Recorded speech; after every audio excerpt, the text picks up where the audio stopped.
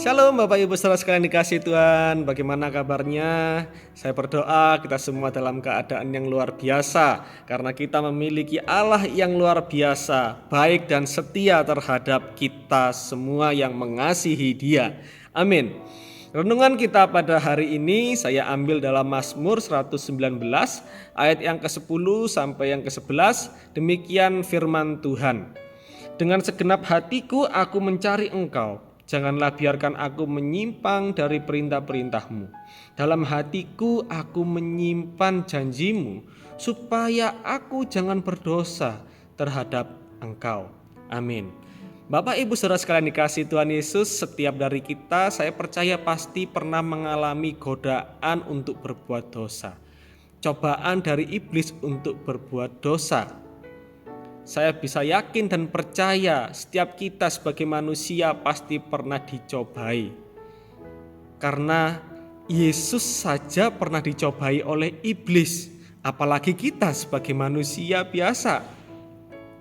Yang iblis kehendaki adalah kita jatuh ke dalam dosa. Kita kalah atas godaan dosa itu sehingga kita jatuh ke dalam dosa.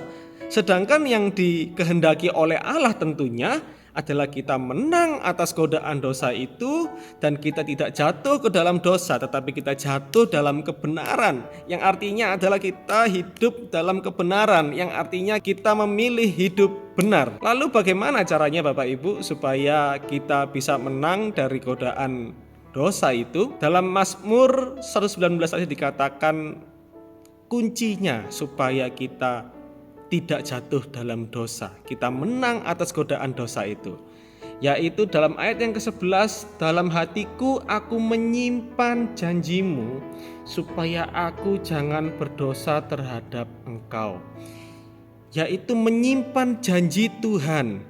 Bagaimana caranya kita menyimpan janji Tuhan? Yaitu dengan kita merenungkan, membaca Alkitab setiap hari. Alkitab yaitu berisi janji-janji Tuhan dan firman-firman-Nya.